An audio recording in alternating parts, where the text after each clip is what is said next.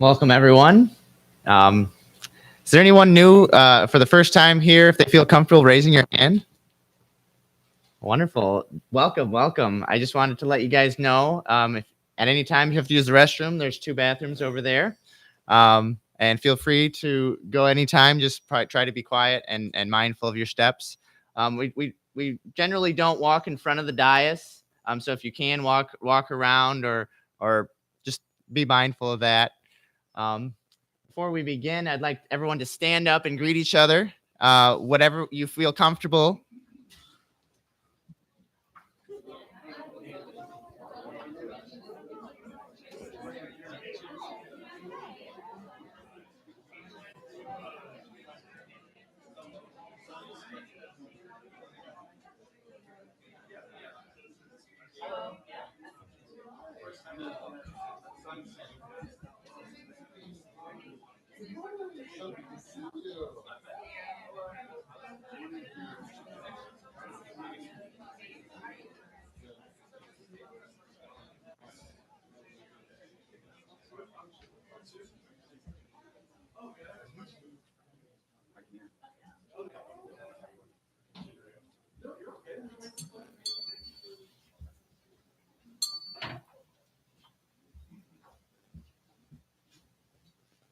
All right, we stay standing, and we're going to start with the Refuge Commitments on page 7.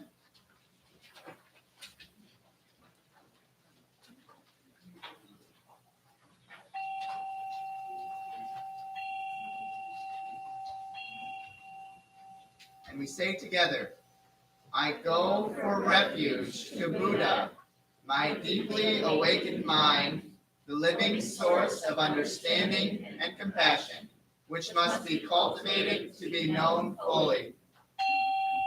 I go for refuge to Dharma, the path of mindful living, leading to healing, joy, and enlightenment, the way of peace, which must be cultivated to be known fully. I go for refuge to the Sangha, the loving and supportive community of practice, realizing harmony, awareness, liberation, which must be cultivated to be known fully. I am aware that the 3 jewels are within my heart. I vow to realize them. I vow to understand living beings and their suffering. I vow to cultivate loving kindness and compassion and to practice joy and equanimity. I vow to live simply and sanely, content with few possessions, and to keep my body healthy. I vow to let go of all worry and anxiety in order to be light and free. I am aware that I owe so much to my parents, teachers, friends, and all beings. I vow to be worthy of their trust, to practice wholeheartedly, so that understanding and compassion will flower, and I can help living beings be free from their suffering. May the Buddha, the Dharma, and the Sangha support my efforts. May the Buddha, the Dharma, and the Sangha support my efforts. May the Buddha, the Dharma, and the Sangha support my efforts.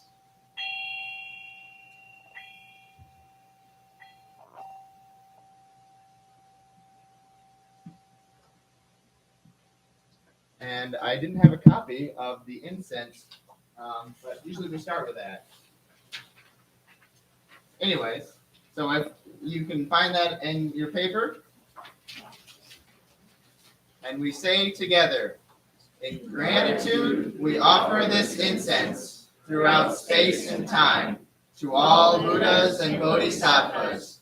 May it be fragrant as earth herself, reflecting careful efforts, wholehearted awareness, and the fruit of understanding, slowly ripening. May we and all beings be companions of Buddhas and Bodhisattvas. May we awaken from forgetfulness and realize our true home. Thank you. I also wanted to say, just do what feels comfortable with you. We'll do the last one is the Heart Sutra, and we say the name of the sutra before, just so you know.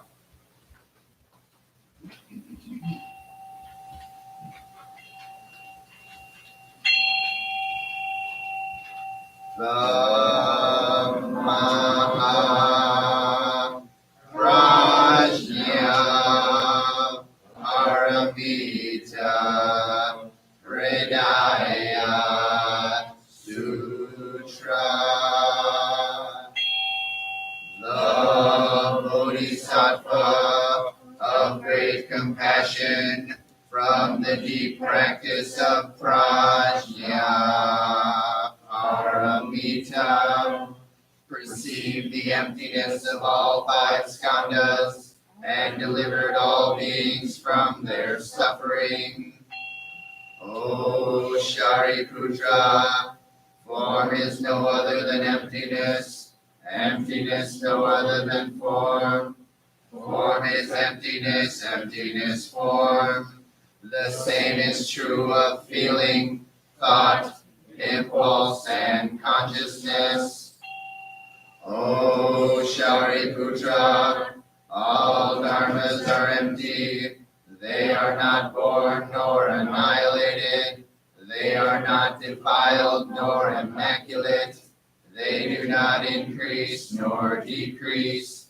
So in emptiness, no form, no feeling, no thought, no impulse, no consciousness, no eye, ear, nose, tongue, body, mind, no form, sound, smell, taste, touch, or object of mind, no realm of sight, no realm of consciousness, no ignorance, nor extinction of ignorance, no old age and death, nor extinction of them, no suffering, no cause of suffering, from suffering, no path to lead out of suffering, no knowledge, no attainment, no realization, for there is nothing to attain. The Bodhisattva holds on to nothing but Prajna Paramita. Therefore, the mind is clear of any delusive hindrance. Without hindrance, there is no fear. Away from all perverted views, one reaches final nirvana. All Buddhas of past, present, and future, through faith in Prajna Paramita, attain to the highest perfect enlightenment. Know then the Prajna Paramita is the great Dharani, the radiant fearless mantram, the utmost supreme mantram, which is capable of allaying all pain. This is true beyond all doubt.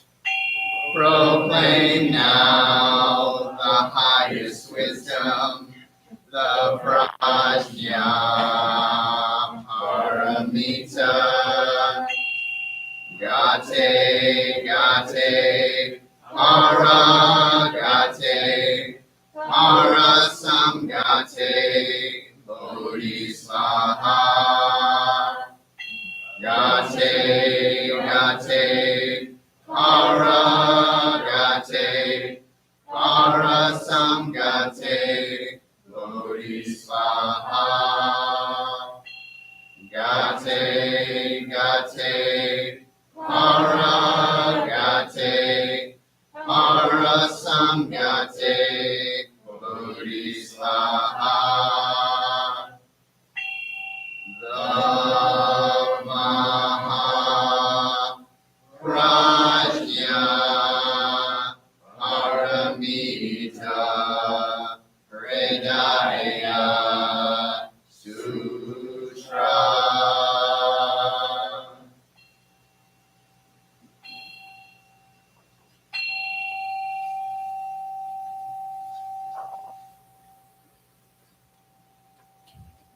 Please have a seat.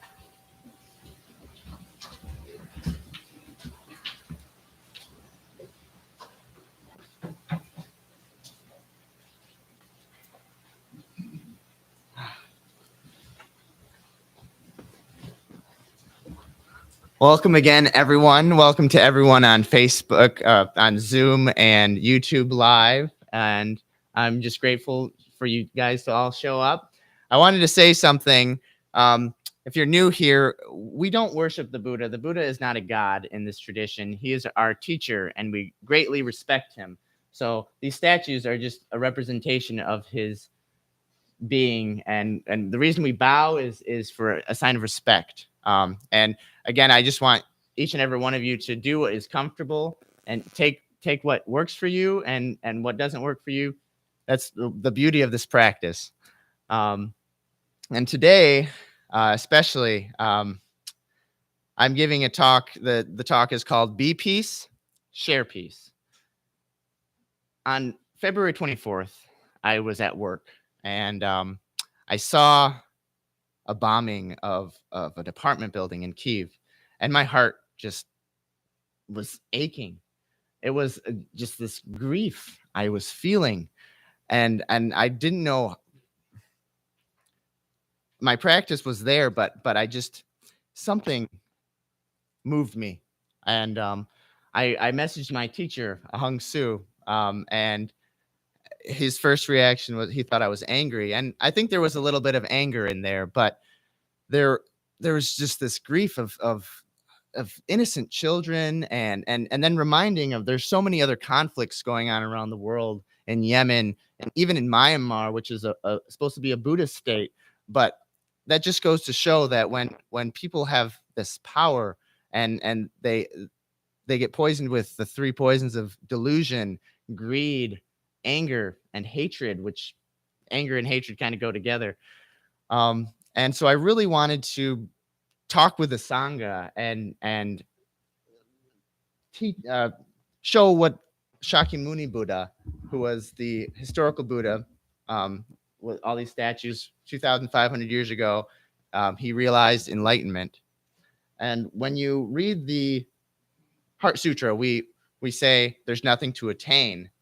And there's, I want to explain that a little bit. I imagine there's two pieces of wood sticking out of the ground, and you're already up about seeing those pieces of wood, and so you want to know what's at the bottom. So you start digging, and you dig, and that's what the practice is of meditation. And you dig, and then you find that it's a ladder, and you climb up, and you're there.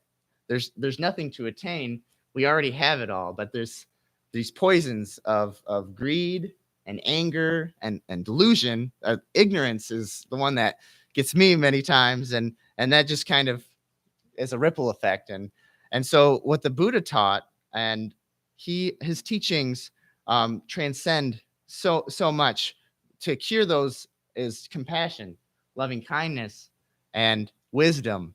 The prajna paramita means the perfection of wisdom, and it's expounded by the bodhisattva of compassion, who is Avalokitesvara, right here on this side, and Kuan Yin. And many different traditions have different names for them. And sometimes it's a man, sometimes it's a woman. It's the expression of compassion. And so I just wanted to explain that a little bit. And what the Buddha taught, he met people where they were at. He taught appropriately. In his time, he expounded there was a war. And I wanted to touch on that teaching because of what's going on in the world now. And so starting from the beginning of this, there was two clans: the Sakya Clan, which was the Buddha's family before he left his family and went the way of meditation and found the way of enlightenment, and the Kaya. There's a lot of big names in the ancients. It's hard to pronounce sometimes, but there's these two clans, and they shared this one dam, and they all got their water from the same Rohani River. And one year there was a drought, and there was barely any water, and the two farming clans, they came together and they were trying to figure out a way to share this water. And they went back and forth, and they couldn't come up with an agreement. And it got heated. They started throwing rocks, and then one hit one, and they started fighting, and then they decided to go to their ministers. So they each went to back to their cities, and they talked to the minister of agriculture and was talking like, okay, hey, we need to get this. We deserve this water, not them. They don't deserve it. And then it escalated, and it kept escalating. And finally, the two kings decided that we are going to fight and we are going to kill over this water. And the Buddha got word of this. He was pretty close by. And it was his own family's. They're both his family, but he had blood relations with the Sakya clan. And he knew that there was going to be bloodshed later that day because they had gotten their armies together. They had gotten everything together. And it was just so, it moved him. He didn't tell anyone in his Sangha at the time. He didn't want anyone else to be in between these two, because he didn't know if they were going to not listen to him, if they were going to be hasty in their decisions, because they had so much rage and fear that they weren't going to get the water. And so he sits in the middle in quiet meditation between the two armies, and it's right around sunset, and the dark clouds start forming and obscuring the sunset. And the two clans are kind of like this is kind of strange. And so they see the Buddha sitting there in quiet meditation, and his clan says, "Oh, our blood relation is here. Maybe he'll take our side." And they're like, let's lay down our weapons and hear what he has to say. And the other side, the Kalyas, they thought the same thing because the Buddha had always expounded peace and nonviolence. And his first teaching, one of his first precepts, is not to kill and not to condone any acts of killing.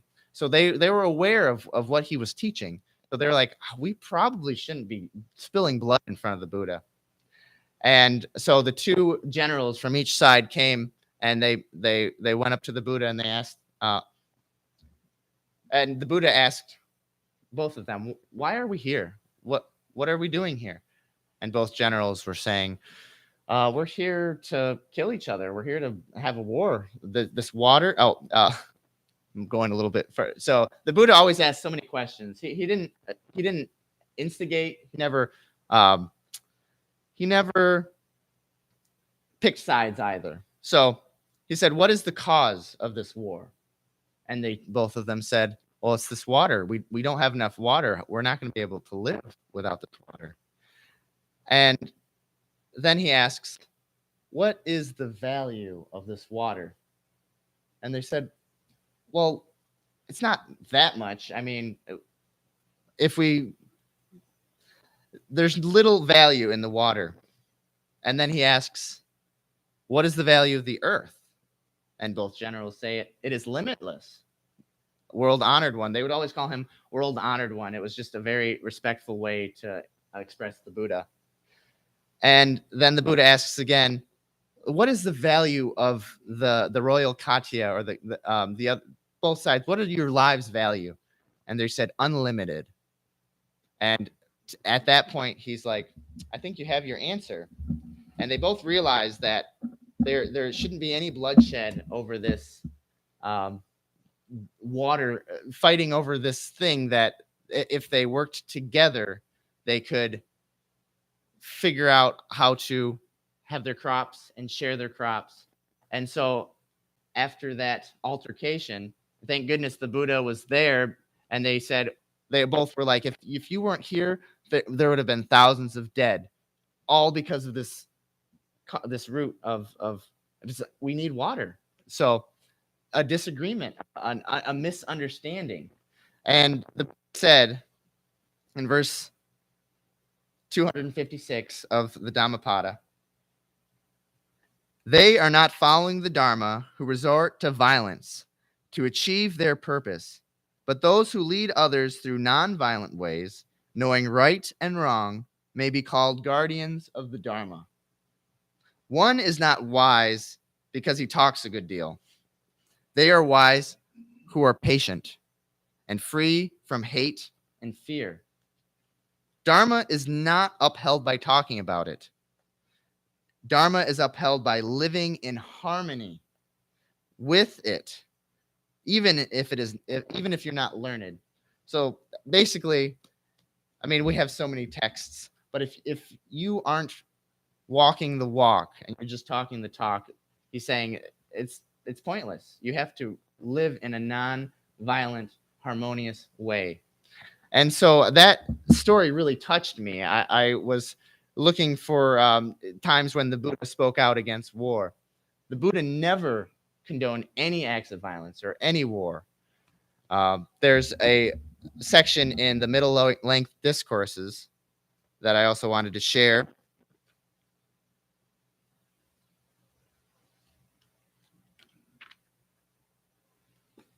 And he uses the language of his time, but I'm going to change the words a little bit. So he didn't use bombs or anything like that, but just to kind of understand in our time, day and time, trying to meet where we are at. Again, with sensual pleasures as the cause, men take swords and shields, guns and bombs and missiles, and Kevlar jackets and bulletproof vests, and they charge into battle, amassed in double ray, with bullets and bombs flying and explosions going off, and they are wounded by the bombs and the spears, and they are dismembered by the missiles, wherein they incur death or deadly suffering. Now this too is a danger in the cause of sensual pleasures, a mass of suffering here and now, the cause being simply sensual pleasures. And there's always a root to everything. There's always a cause. There's cause and effect. And so the greed, the wanting to have the water or wanting to have something that is not yours, and you start to grasp at it or push it away if you don't like it. If there's been so many wars on what your belief is, you don't believe what I believe, so you should die. And there's no just cause for any of that. There's another story of the Buddha, and he's sitting. He gave many teachings. They say somewhere between 84,000 different teachings. And again, he met each person where they were at. And this one time, this warrior came up to him, and I think his name was Yagadara, and he asked the Buddha, is it not? He wanted to know. It's like the ancient warrior class used to say that, is it not the best to exert yourself in battle and die for a noble cause and vanquish the evils of the world? Is it not the greatest to die in a matter like that? And the Buddha's like, why do you ask me this? Have you heard my teachings? If you are in that heated battle and you have hatred and disdain for the other, and you are killing them at that time, and you are slain, he said you go to a hell realm, the hell of soldiers, and that can be taken literally or figuratively. But each state of mind can be, you can be in hell in this moment, or you can be in heaven. It's the Buddha tried to explain that it's a state of mind, and it's just so poignant that even in the peace movement, we are angry at the other. We're angry at Putin. We're angry at the people that are killing, but then we're causing a battle within ourselves. And I wanted to touch on a Peace is Every Step by Thich Nhat Hanh. Thich Nhat Hanh, if you're not aware of, this is the man. He was a peace activist. He was ordained as a monk at the age of 16 in Vietnam. And during that time, shortly after the Vietnam War erupted, and he just saw the bloodshed and saw both sides and didn't understand, why are we killing each other over nothing that is important as precious as a human life. And he spoke up against the war, and his biggest statement was not to take sides. He would go to the Viet Cong after their villages were destroyed by the United States and rebuild their villages. And then he would go on the other side, and the United States, the people that were siding with the anti-communists, and help build their villages. And both sides, the Viet Cong thought he was a CIA agent, and the Viet Cong and the CIA or the United States thought he was Viet Cong. But he's like, I'm on the side of humanity. And there's an instance where he was basically exiled from Vietnam because he was helping both sides, and they couldn't trust him. And I wanted to share with you that an instance where he was giving a talk similar to this, and he was in a room with Americans, and in the middle of his talk, someone said, "What are you doing here?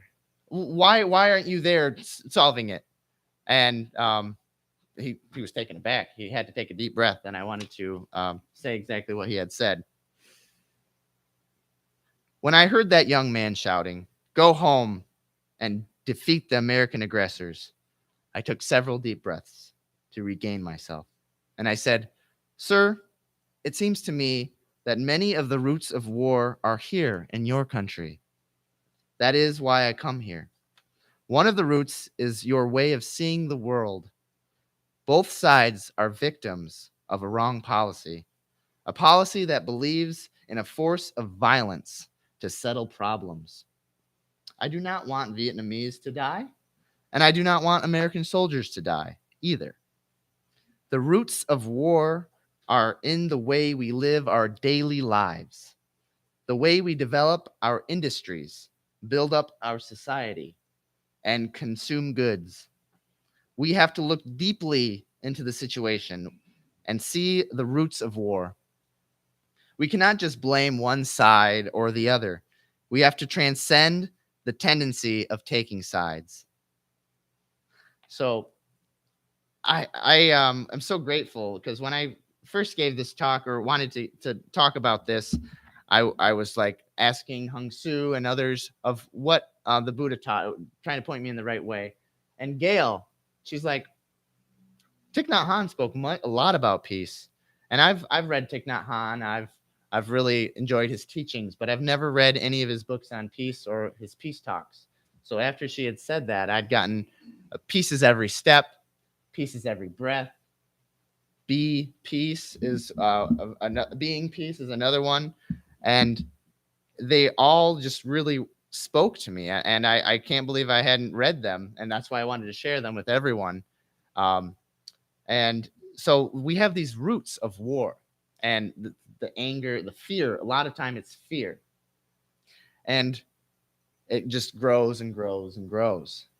And so I wanted to give some practical teachings. I decided to look up a lot of different teachings he had given, and I have this app now. It's called Plum Village app, and it has all of his gathas and a mindfulness bell that goes off whatever increment you want it to go off of.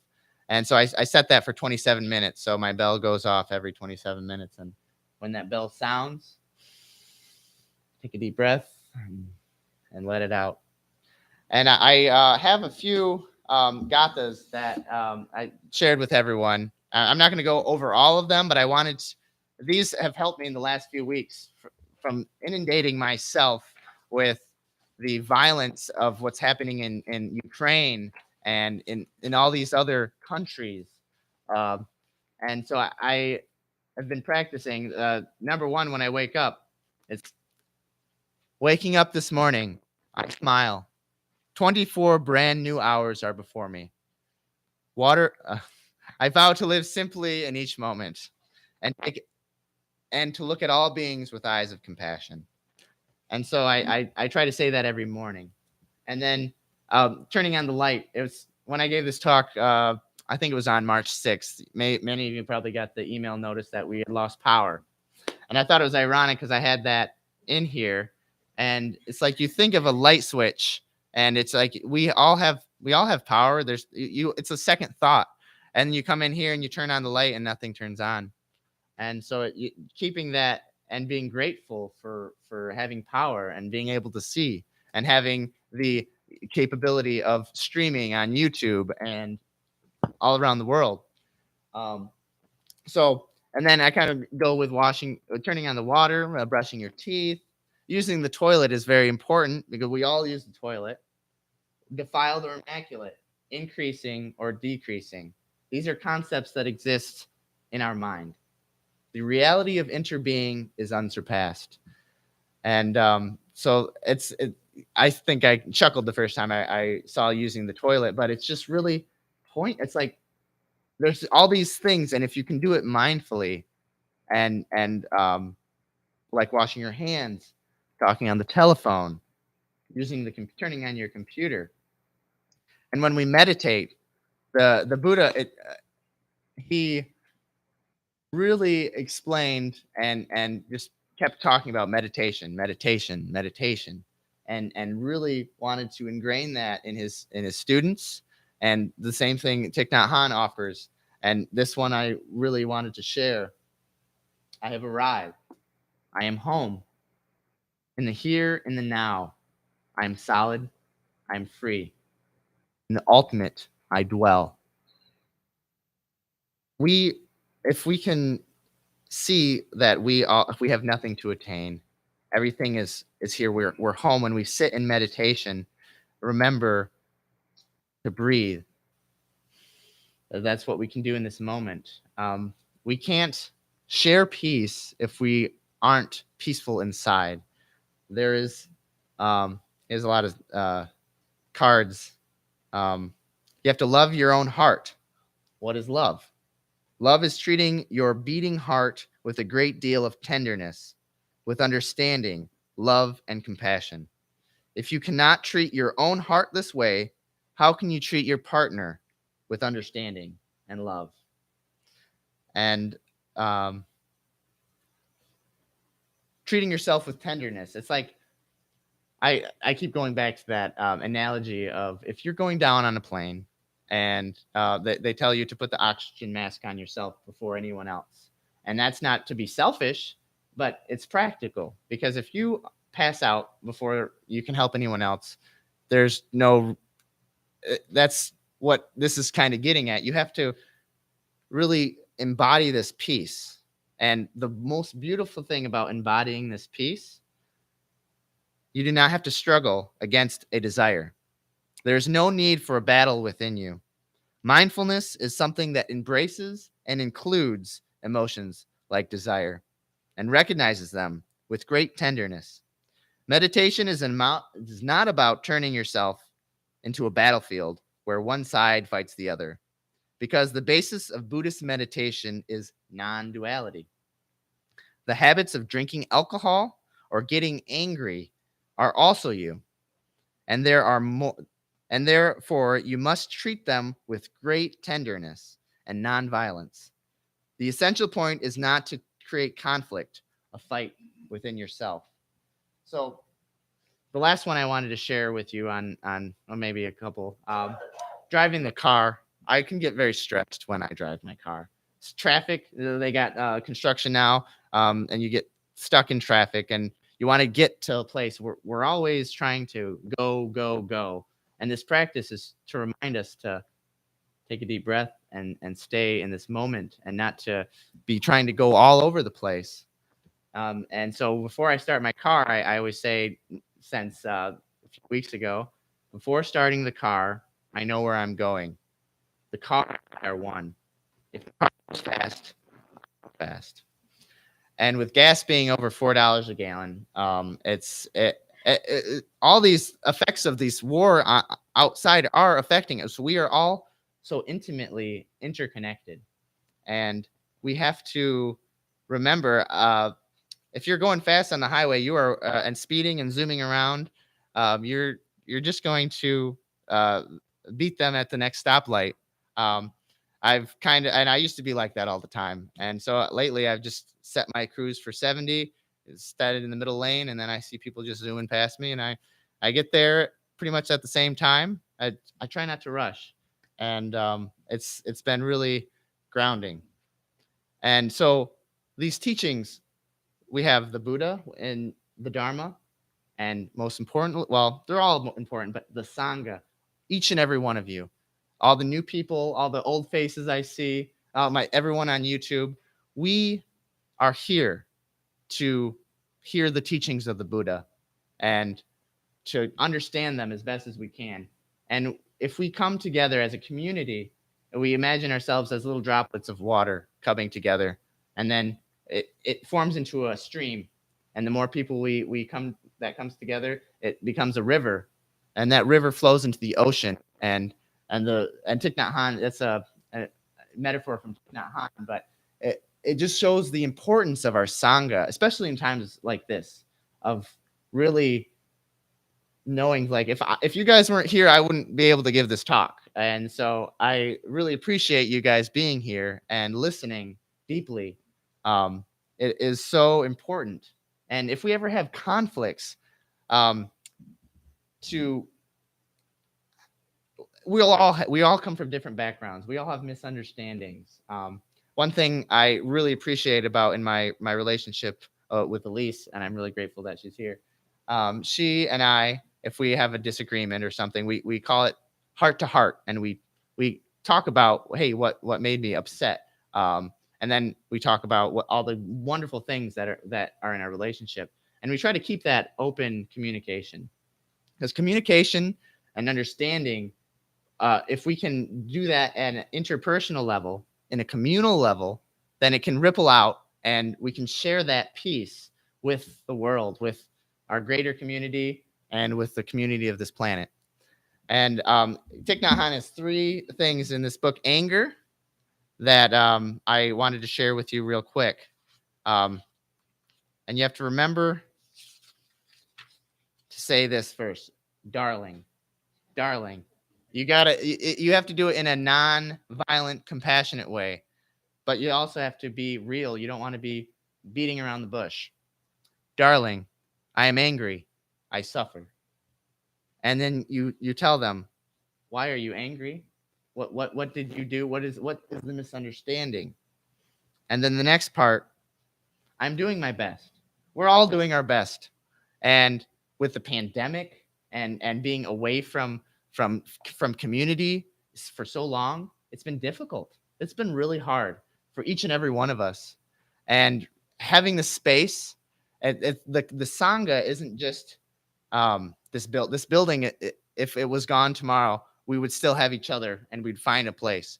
But I'm just so grateful that we have this building, and we can come together and we can understand, like, hey, we all have our own issues at home, and not to assume it. If you assume something and you don't actually talk to the person, there's so many misunderstandings there, miscommunication. And so tell them, I'm doing my best. I'm trying to live in a comfortable and sane way. And the third thing he says is, please help me. I need help. Don't be afraid. A lot of us have so much pride, and we are afraid to ask for help. I know I can get in that way myself. And I have to really remember, especially with the Sangha, it's like having each and every one of you here to support our practice, because it's really difficult to do this by yourself. It's not impossible, but it's difficult. So asking for help is so important. And if you ever get angry, Thich Nhat Hanh has a Gata for that as well. And that's the last one I wanted to share with you. Breathing in, I know that I am angry. The anger makes me ugly. Breathing out, I do not want to be controlled by anger. Breathing in, I know I must take care of myself. Breathing out, I know loving kindness is the only answer. There's one more section of the Buddha's Dhammapada, verse 5, that says, hatred does not stop with hatred. Only love can stop hatred. This is an unalterable law. And in the many faith traditions, that is kind of says about the same thing. You have to love your neighbor. You have to love your neighbor. You love your enemy. And the beautiful thing about loving your enemy, you can't do that because once you love your enemy, they're no longer your enemy. And it's incredible. And it's a lot harder to do than you can. It's easier said than done, I should say, because there's a lot of hatred and really evil, mean. I don't like to use the word evil, but there's some really awful people out there that are so caught up in their ignorance and their greed and their hatred that it's very difficult to love them. But if we can see that harboring that hatred within ourselves, and it creates that battle within ourselves. So trying to be peace, having that peace within us so we can share that peace. And the last part I wanted to share with you is Thich Nhat Hanh's view on the war and the Vietnam War in his book Being Peace. He was nominated for the Nobel Peace Prize by Martin Luther King Jr.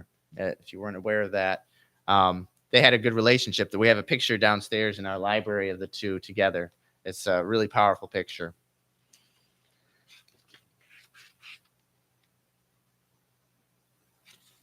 During the Vietnam War, we young Buddhists organized ourselves to help victims of the war rebuild villages that had been destroyed by the bombs. Many of us died during service, not only because of the bombs and the bullets, but because of the people who suspected us of being on the other side. We were able to understand the suffering of both sides, the communists and the anti-communists. We tried to be open to both, to understand this side and to understand that side, to be one with them. This is why we did not take a side. Even though the whole world took sides, we tried to tell people our perception of the situation, that we wanted to stop the fighting, but the bombs were so loud. Sometimes we had to burn ourselves alive to get the message across. There's an instance of Dequan, I can't pronounce his name, but he self-emulated himself. And before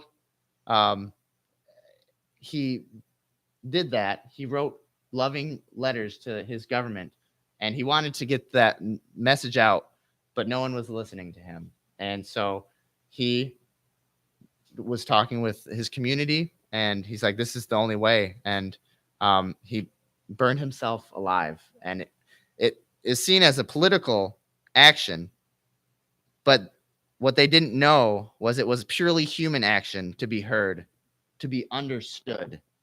We didn't want a victory. We wanted reconciliation. Working to help people in a circumstance like that is very dangerous. And many of my friends were killed, says Thich Nhat Hanh. The communists killed us because they suspected we were working with the Americans. And the anti-communists killed us because they thought we were with the communists. But we didn't give up, and we didn't take sides. The situation of the world is still like this. People identify completely with one side and one ideology. To understand the suffering and the fear of a citizen of another country, we have to become one with him. To do so is dangerous. We will be suspected by both sides. But if we don't do it, if we align ourselves with one side or the other, we will lose our chance to work for peace. Reconciliation is to understand both sides, to go to one side and describe the suffering being endured by the other side, and then to go to the other side and describe the suffering being endured by the first side. Doing only that will be a great help for peace. And I would like to close with a recommendation, a poem called Recommendation by him. The young Buddhist workers in Vietnam tried to do this kind of meditation, non-duality. Many of them died during the service, and this is the poem he wrote to them. Recommendation. Promise me this day, Promise me now, while the sun is overhead, exactly at the zenith. Promise me, even as they strike you down with a mountain of hatred and violence, even as they step on and crush you like a worm, even as they dismember you and disembowel you, remember, brother, remember, sister, man is not our enemy. The only thing worthy of you is compassion, invincible, limitless, unconditional. Hatred will never let you face the beast in man. One day, when you face this beast alone, with your courage intact, your eyes kind, even when nobody notices, out of your smile will bloom a flower, and those who love you will behold you across 10,000 worlds of birth and dying. Alone again, I will go with head bent, knowing that love has become eternal. On the long, rough road, the sun and the moon will continue to shine. Please prepare yourselves for meditation.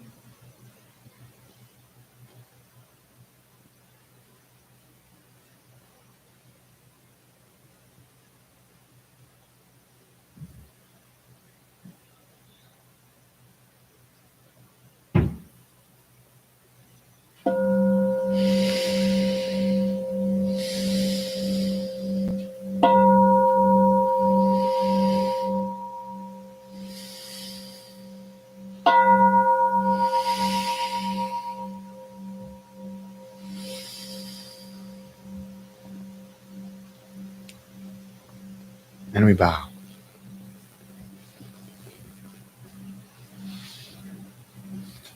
Thank you again, everyone, for showing up. We're having announcements now. I don't know if anyone was planning on doing that. If not, I can.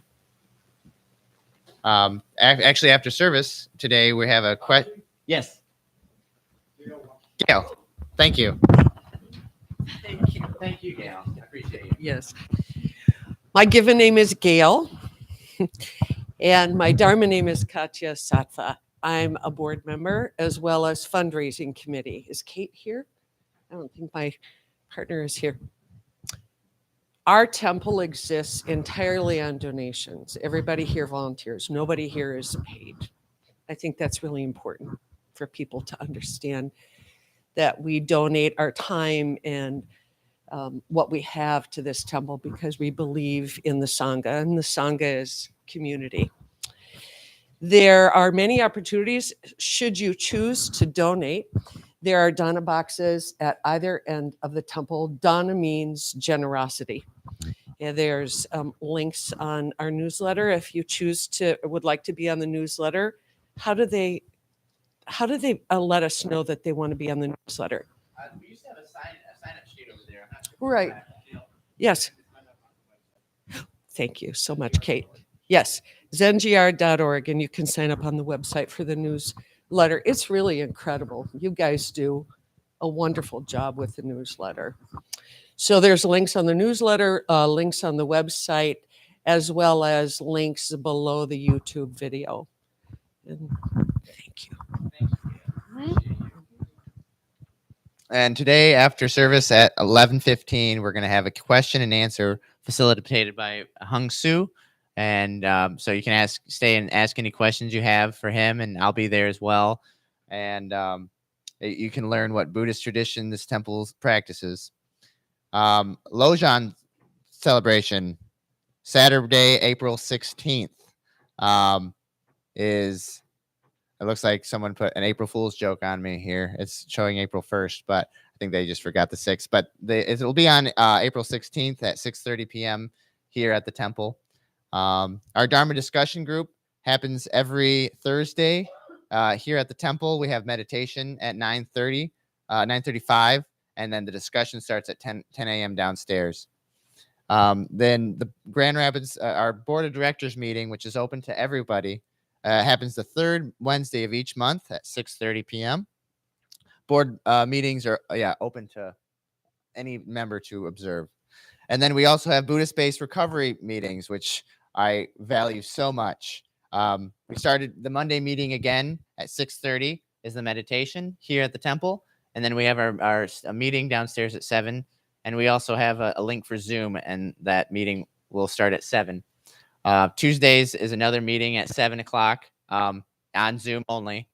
And Wednesdays is not here, but it's at the Al-Anon Club on College. And that starts at 6:30 as well. Meditation, the meeting starts at 7. And then on Fridays, it's here again in the morning at 10:30 is when meditation starts, if I'm not mistaken. David, I think, may have left. Yeah, look on the website. And so now we'll close with our closing gatas. I think they are on page number 9. Thank you.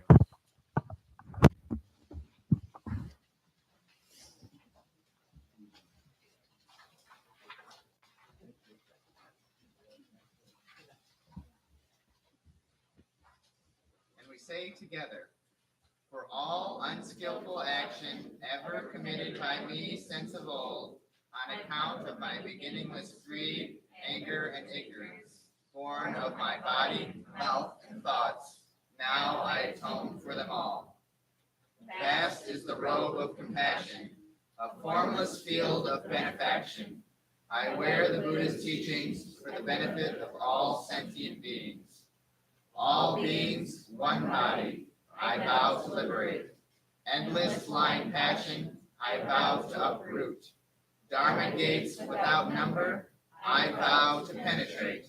The great way of Buddha, I vow to attain.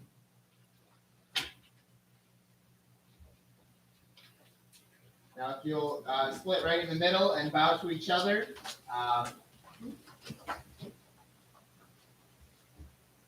Thank you all for being here. I forgot to mention we have our Buddhist, we have a little thing where you can buy malas, Buddha boutique.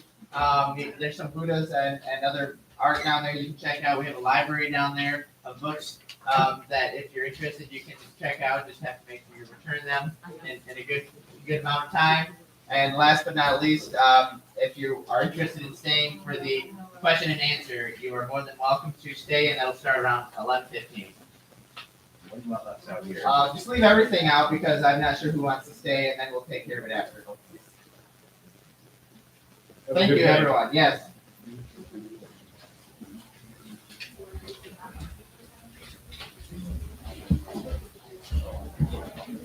Yeah.